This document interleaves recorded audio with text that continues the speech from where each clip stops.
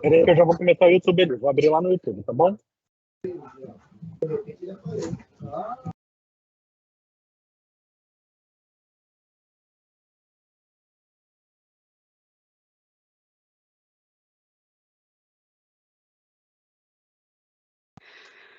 Boa noite, dando prosseguimento todas as lives de terça-feira, após a live da Priscila falando sobre transição de carreiras, criamos a série de carreiras, né? E hoje a gente dá início à carreira de Dev, né? E eu coloquei como uma brincadeira aqui, vencendo o dragão. Um belo dia, né? Num mundo tão distante, uma moça novinha resolveu enfrentar esse dragão, né, que é o mundo Dev, né, com todas essas sopas de letrinhas. E um belo dia ela conseguiu, com todas as suas artimanhas e resiliência, vencer esse dragão e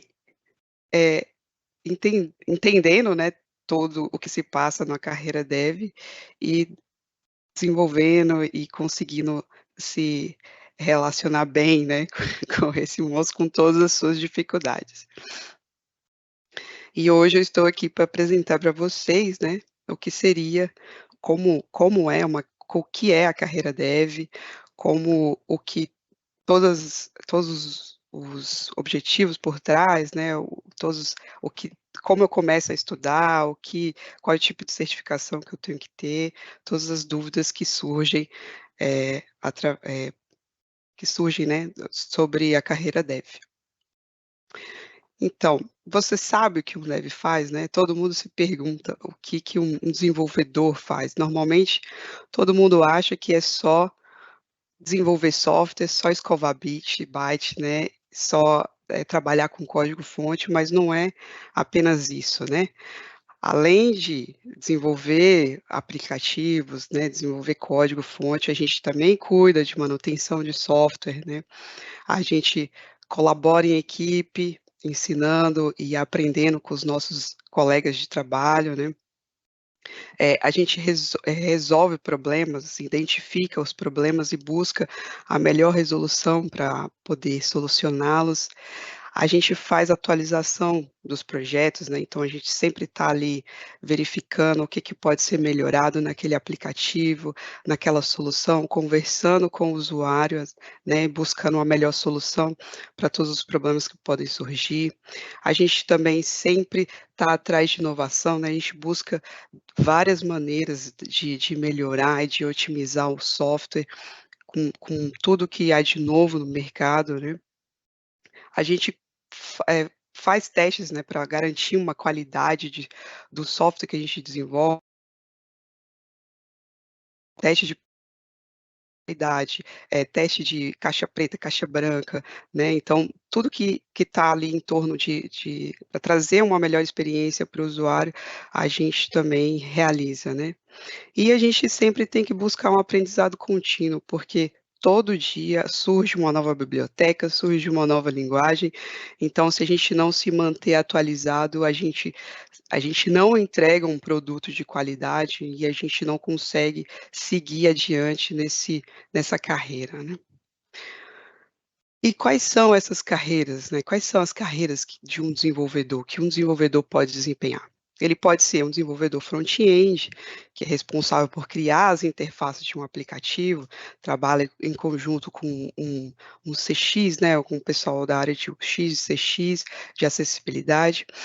Pode ser um desenvolvedor back-end, que ele é responsável pelos bastidores do software, no caso, né, faz com que as telas que foram desenvolvidas, que o desenvolvedor front-end criou, possam ser integradas e se tornarem funcionais, através da lógica, né, e da funcionalidade das regras de negócio que aquele cliente passou e das APIs que foram desenvolvidas, né, então ele faz com que aquele botão de salvar seja realmente salve e vá se transformar em um dado no banco de dados, né. Um desenvolvedor mobile, que ele é responsável pelo desenvolvimento, né, pela criação de aplicativos para dispositivos móveis, né, seja ele um smartphone, um tablet. Um desenvolvedor full stack, esse eu brinco, né, que é quase que impossível achar um desenvolvedor full stack, porque só para ser um desenvolvedor front-end, a gente já tem que estar, assim, sabendo de várias linguagens, vários tipos de ferramentas, são muitos conceitos, né, muitas bibliotecas que a gente tem que estudar, então o desenvolvedor full stack, ele faz o papel tanto do front-end quanto do back-end, ele pode atuar nas 2 áreas, né. Então, ele, além de entender um pouco de arquitetura, então ele domina essas áreas, né. O engenheiro DevOps, ele é responsável por integrar o desenvolvimento e as operações, né, para melhorar a eficiência do ciclo de vida do software. Um engenheiro de machine learning, de inteligência artificial, né, que desenvolve soluções baseadas nos algoritmos em machine learning. E um desenvolvedor de jogos, responsável pela criação de jogos, né, tanto com programação gráfica interativa. Então, assim, essas são umas das carreiras que um desenvolvedor pode ter, né, pode seguir, mas tem várias, tem engenheiro de software, tem analista de segurança, então, assim, são muitas as áreas em que um desenvolvedor pode atuar. E quem sou eu, né? Eu atuo desde 2005 na área de TI. Eu me formei em sistemas de informação pela Universidade Católica de Brasília, né. Adoro desafios, eu acho que é por isso que eu estou nessa área, porque desafio não falta na área de desenvolvimento. Sou apaixonada por tecnologia, nasci em Goiânia, eu tenho 40 anos, não mais 39, e moro em Brasília, né. Tenho pós-graduação em Big Data Analytics pela FGV, e sou funcionária do banco há 13 anos. Trabalhei 1 ano e meio em agência, né, e é muito assim, depois que eu entrei para a tecnologia, eh, esse pouco tempo que eu trabalhei em agência, eu consigo visualizar o que o cliente está esperando na ponta, né, os nossos clientes não são apenas os usuários do nosso aplicativo, né, do banco, mas também os funcionários que atendem aquele cliente, né. Hoje, estou atuando como tech leader de uma equipe que trabalha para diretoria de meio de pagamento, então a gente desenvolve várias soluções para eles, e sou voluntária no movimento de mulheres na TI, né. Mentora também, faço mentoria, para várias áreas, assim, já fiz para transição de carreira também, né, e extremamente resiliente. Qual linguagem que eu devo começar, né, para ser um desenvolvedor? Eu costumo dizer que você tem que ter uma boa base, né, uma boa base para você poder começar com uma poder começar a estudar uma linguagem, né. Então, primeiro você tem que começar pela lógica de programação, desenvolver uma boa lógica de programação, porque ela é a base, todas as outras linguagens se baseiam, né, nas estruturas de dados, nas variáveis, nas tipagens de variáveis. Então, através da lógica você, entende essa sopa de letrinhas e todas as outras linguagens você só vai, mudando aquela sintaxe, né, que ela se baseia ali. E assim, escolha uma linguagem que seja acessível para você aprender os fundamentos de programação. Normalmente, quando você aprende lógica de programação, às vezes o professor ensina com uma linguagem ali que seja talvez um Java, um JavaScript ou um Portugal mesmo, mas você tendo uma estrutura boa de lógica, entendendo o que que é início, meio e fim de um software, né, tendo aquela ideia ali, você consegue pegar qualquer linguagem e colocar e criar esse produto, né. E assim, no mercado hoje existem mais de 1.300 linguagens, né, apesar de que só 50 dessas são aderentes no mercado, mas depende da finalidade que você quer desenvolver esse software, para o que ele vai se vai vai necessitar, né, do que o cliente necessita. Então, por exemplo, se eu sou um desenvolvedor mobile, eu vou ter que usar uma linguagem que seja,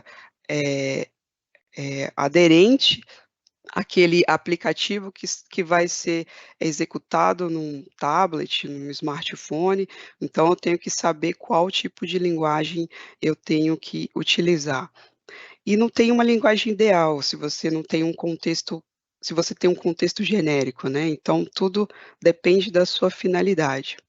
E assim, fatores a serem considerados nessa escolha são dentre eles, né, a linguagem tem que ser versátil, a curva de aprendizado dela tem que ser não pode ser muito longa, tem que ser aderente ao mercado, né, então principalmente as pessoas que estão entrando agora no mercado, você tem que buscar uma linguagem que, eh, a maioria assim, no caso a vaga, né, que você está buscando, ela exija, e tem que ter uma comunidade bem sólida, né, que através dessas comunidades você consiga, pedir apoio, buscar tutoriais, resolver determinados problemas, ter uma base grande de bibliotecas, então assim, ajuda bastante.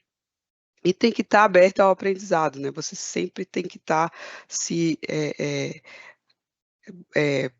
com aprendizado contínuo, sendo autodidata, sempre tem que estar ali, eh, buscando novas soluções e novos aprendizados, né, porque todas as linguagens, elas sempre estão em constante atualização.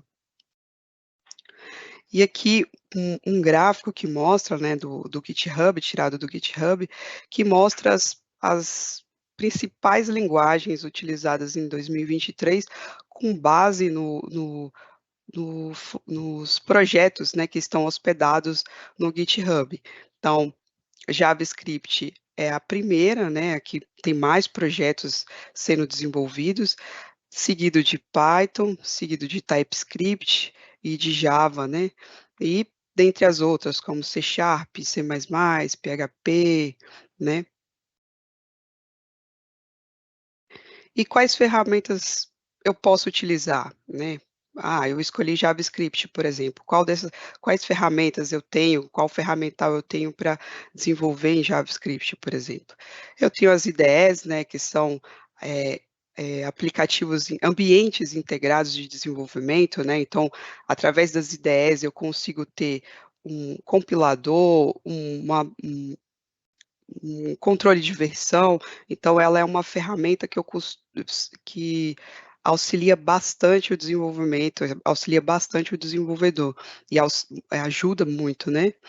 Então eu tenho VS Code, eu tenho IntelliJ, eu tenho Anaconda, eu tenho Rider, que é para desenvolvimento de jogos utilizando Unity, e eu tenho Android Studio para desenvolvimento mobile.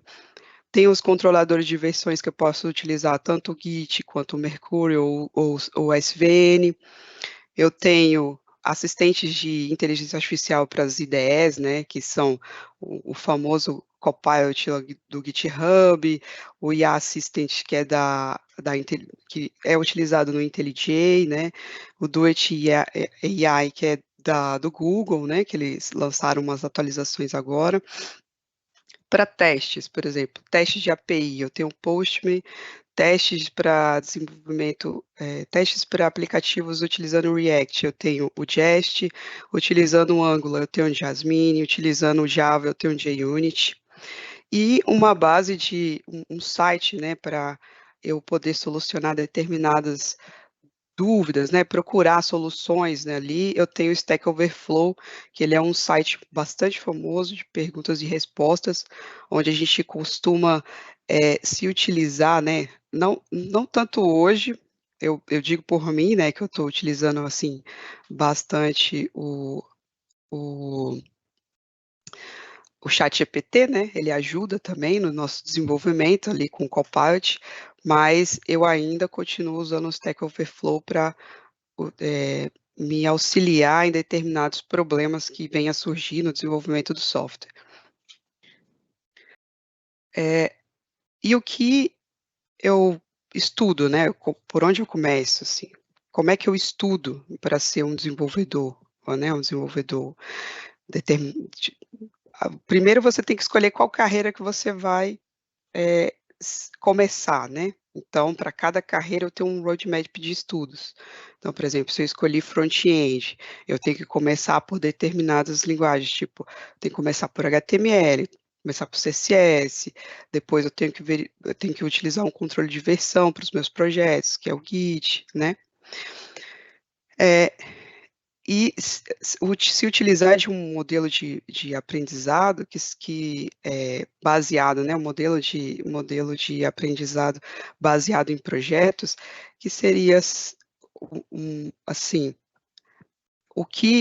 eu estou estudando uma determinada linguagem, eu começo já desenvolvendo um projeto real, para que eu consiga assimilar melhor esse conhecimento dessa determinada linguagem, esse conteúdo. Então, por exemplo, eu estou começando a estudar JavaScript, JavaScript ou Java, por exemplo, aí eu vou desenvolver uma API que se comunica com o Bacen para trazer dados sobre os bancos, né, determinados bancos. Então, eu já tenho um objetivo, eu já sei o que eu consigo desenvolver ao longo desse estudo que eu vou ter em Java, né.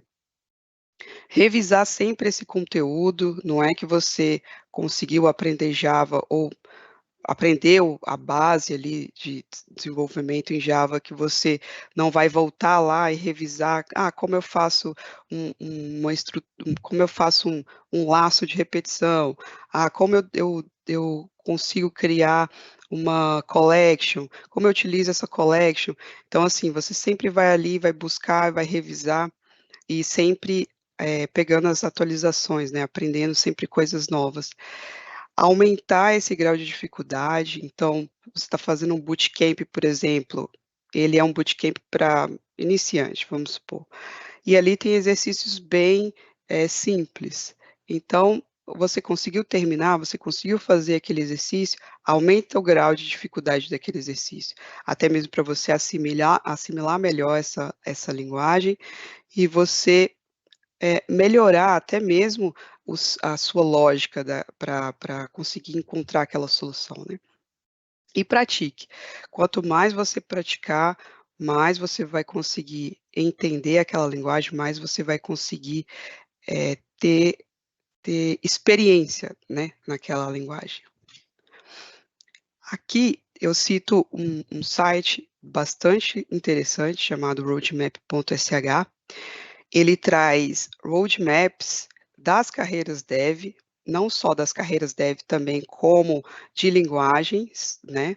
Então esse exemplo que está na tela, por exemplo, é da carreira front-end. Eu estou iniciando na carreira front-end, não sei nada. Eu uma sugestão, né, seria começar por esse roadmap. Então eu começo por HTML, depois eu venho para o CSS, entendendo o que significa cada uma dessas sopa de letrinhas, né. Venho para JavaScript, depois eu aprendo sobre um controlador de versão, que é o Git, depois vem o NPM, que é um gerenciador de pacotes, né, para o JavaScript. Ali ou no caso, assim, para ter biblioteca, se você escolher um Angular, no caso aqui ele dá um exemplo de React para você desenvolver, né, um framework. Então o NPM seria um gerenciador de pacotes das bibliotecas do React. E aí eu tenho o Ind como um framework de CSS, e o Jest como um aplicativo, né, uma ferramenta para você desenvolver os seus testes. E quais as principais certificações na área, né? Tudo A escolha dessa certificação dependerá da sua área de interesse. Então, se eu estou desenvolvendo APIs, né, vou ser um desenvolvedor back-end e vou começar a desenvolver API, se eu tenho determinada experiência naquela área, naquela carreira, aconselhável eu tirar uma certificação Java, por exemplo, né. Ela vem aqui Java SE 17, que seria a versão do Java, né, mas assim, no meu ponto de vista, eu não aconselharia uma pessoa que está entrando agora a tirar uma certificação Java, por exemplo, porque ela não teria aquela base, aquela experiência em desenvolvimento Java, E se você já apresentar essa certificação, quer dizer que para o mercado, por exemplo, quer dizer que você já tem uma experiência, uma boa experiência naquela linguagem, né? Se você já desenvolveu vários projetos naquela linguagem, então não quer dizer que quando você entrar naquela empresa, ela vai te dar projetos fáceis para você desenvolver só porque você acabou de entrar, você é um júnior. Ela já vai te dar projetos medianos, projetos mais complexos e corre o risco de você não conseguir entregar esse projeto, né? E aí você acaba não tendo uma boa fama ali como um desenvolvedor certificado Java, né? Até mesmo entre os desenvolvedores que estão trabalhando com você. Então, assim, se atente quando você for tirar algum tipo de certificação, né? A não ser para ferramentas, né? E que você tem que aprender aquela ferramenta para você poder utilizar aquela ferramenta, né? Então, para linguagens, assim, você tem que ter uma boa base de conhecimento ali, uma boa experiência nelas, né. E aqui eu cito mais algumas, que seria do Google, né, Google Associate Android Developer, né, e o JavaScript Certification. E uma coisa que, assim, a gente tem que ter é um bom portfólio, né. Então, até mesmo para você fazer assim, quando você for fazer uma entrevista, você tendo um portfólio, você já chega mais preparado, né, e as pessoas que vão te entrevistar já sabem, já selecionam o seu currículo de acordo com aquela vaga. Então, assim, o que que tem que ter nesse seu portfólio para, dependendo da vaga que você escolher, para você poder ser, selecionado, né. Tem que ter um header, né, incluir seu nome, um botão para contato, links importantes como o seu GitHub, que seria o seu repositório de projetos, né, que serve de comprovação da sua experiência, né, naquela linguagem, ou como desenvolvedor front-end ou back-end ou mobile.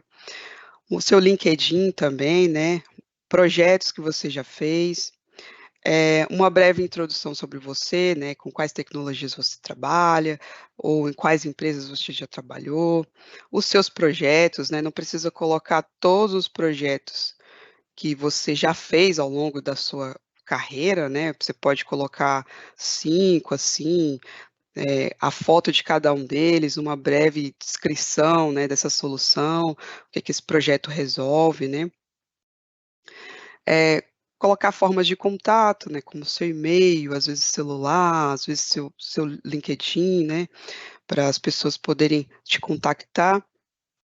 Ele importantíssimo, né, ele deve ser responsivo, ele tem que ser acessível, simples e intuitivo, né, principalmente porque as pessoas vão ali entrar, vai olhar, não tem que ser aquela página, assim, cheia de links, de imagens, né, que às vezes a pessoa, não consegue nem encontrar a informação que ela está buscando, né. E não coloque as suas habilidades, né, seus skills com porcentagem. Você não precisa dizer que você sabe 60% de HTML, por exemplo, ou 50% de Java. Só coloque as tecnologias que você já tem experiência, né. E construa um bom portfólio. Aqui eu dou dicas, né, tem, eu cito alguns links de sites para como criar seu portfólio, né, que tem uns modelos já prontos para vocês se guiarem, tem umas ferramentas aqui para criar portfólio, o pessoal costuma usar bastante o Canvas, também seria uma boa ideia, de projeto, né, prático, quando você estiver desenvolvendo algum tipo, fazendo um curso, por exemplo, de front-end ou de full stack, você criar o seu portfólio, né, como um dos seus projetos, é bem legal. E assim, o papel do profissional de TI, ele é ser viabilizador, né, na implementação de soluções, principalmente para facilitar a vida do usuário, né, a vida das pessoas. E surpreenda sempre, né. Por mais simples que seja o projeto, a tarefa, sempre entregue além do esperado, né. E isso exige de você uma maior preparação e isso sempre vai ser seu diferencial, né. E, assim, busque comunidades, né, através das comunidades a gente consegue capacitação, a gente tem mentorias, a gente aumenta o nosso network, a gente através dos encontros, né, eventos, a gente se relaciona, troca experiências, eh eh, consegue, eh, pegar os contatos até ali, formar grupos de estudo, né, trocar figurinhas ali, qual projeto é legal, se essa empresa é legal de se trabalhar, né, e você consegue ter referências na carreira que você escolheu, né, para você poder se guiar, o que que aquela pessoa pode estar estudando, ou com que eu posso me basear para chegar até onde ela chegou, né. Então isso, assim, é muito importante para o seu desenvolvimento, seu autodesenvolvimento. E a participação de mulheres na TI, ela promove a diversidade, né, na estruturação e no desenvolvimento de soluções, e com isso aumenta a oportunidade de novos negócios, né. Então, quanto mais diversa a equipe, melhor a solução, melhor o desenvolvimento, a integração, as ideias, né. Então o brainstorm vem só agregando, só ficando mais rico, e a gente consegue entregar um produto melhor para a sociedade. E o propósito, né, do movimento é justamente isso, é encorajar, incentivar, inspirar, conectar mulheres, né, orientar mulheres com as diversas áreas de tecnologia. E a gente com isso, a gente busca incentivar, eh, as mulheres a conhecer melhor, né, o que que é a tecnologia, o que que ela é capaz de fazer pela sociedade, e para elas principalmente se interessarem, né, por essa transformação digital, cultural, e que juntas a gente é capaz de promover, né, de prover no caso. E assim, uma frase, né, bastante que eu gostei bastante, assim, que eu queria trazer para vocês: "O medo de errar enterra vários talentos", e na carreira de desenvolvedor, né, qualquer carreira que você for seguir, se você não errar, no caso, né, se você não praticar, você não consegue se tornar um profissional, um ótimo profissional, né, um profissional com bastante bagagem. Então a gente tem que sempre estar estudando, sempre estar desenvolvendo, que seja o software mais simples, uma calculadora, até um produto mais complexo, né. Então, assim, a gente tem que correr atrás, buscar mesmo, errar e levantar e seguir em frente, né. Que assim, juntas a gente vai ser mais forte, né, nós somos mais fortes. E com isso, né, eu termino aqui a apresentação, falando um pouco sobre a carreira de desenvolvedor, né, eu espero que eu tenha conseguido passar para vocês o pouco, né, um pouco do que seria a carreira de desenvolvedor, os seus objetivos possíveis, as possíveis carreiras, né, que a gente pode seguir ali, não só front-end, não só back-end, mas as várias carreiras que se tem ali, né, e siga, né, nos siga nas redes sociais, no YouTube, no nosso WhatsApp, né, nosso LinkedIn, e estamos abertas a perguntas ou, assim, esclarecimento por lá também, vocês podem entrar em contato, né, e tirar suas dúvidas.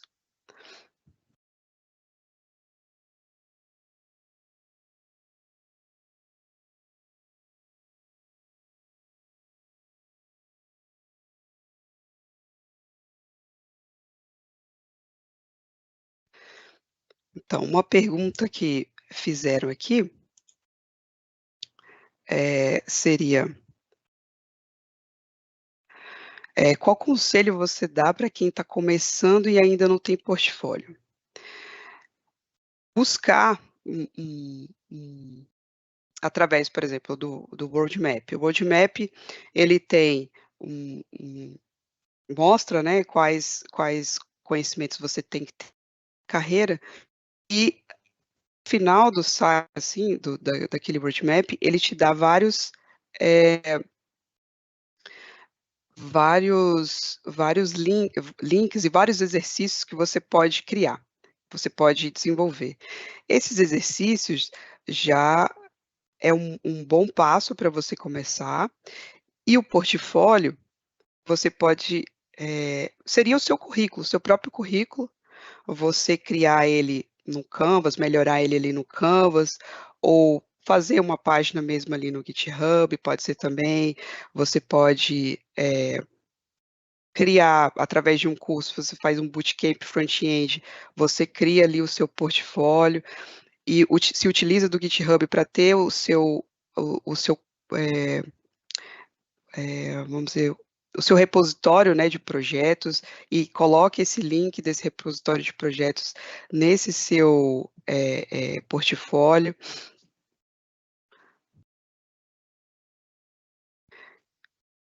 Assim, aprender sobre essa área do zero é bem difícil mesmo, assim.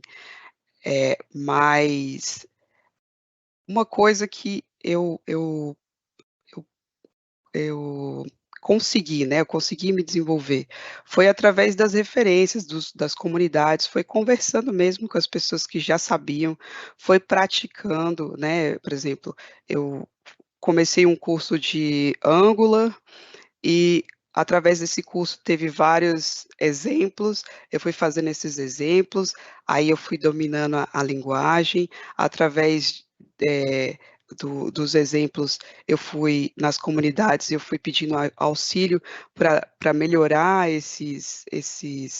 eh, projetos, esses pequenos projetos que eu fiz, colegas de trabalho também, né, pedindo auxílio, ajuda ali, de quais cursos eu poderia fazer para desenvolver, né, para poder melhorar mesmo ali o meu conhecimento, né, na linguagem. Eh, Qual site ou escola é melhor para aprender linguagens? Não tem um só, né. Eu costumo usar bastante o Alura, eu utilizo a Udemy, eu utilizo, bootcamps que são oferecidos nas comunidades, né.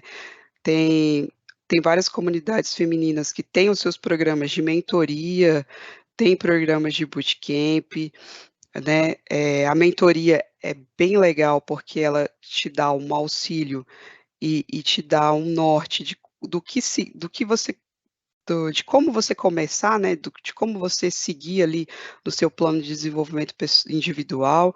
Então, começar por uma mentoria para poder você conseguir seguir naquela carreira, se você não tem ela bem definida, seria uma ótima escolha também.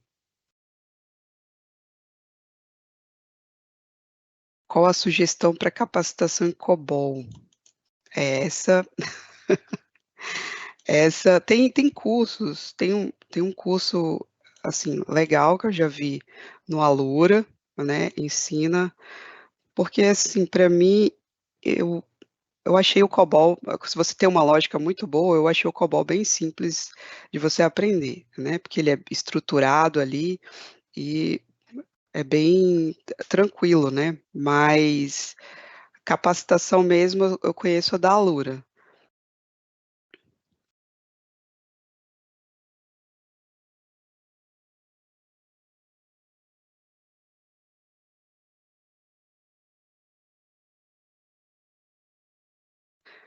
Tem mais alguma pergunta? Espero ter respondido, né, as perguntas que foram enviadas, esclarecido as dúvidas que vocês passaram, mas qualquer coisa pode me procurar, se não tem mais nenhuma pergunta. Pode me procurar, eu tenho meu LinkedIn, né, tem a página do Movimento de Mulheres na TI, no Instagram, tem no LinkedIn também, tem o próprio YouTube.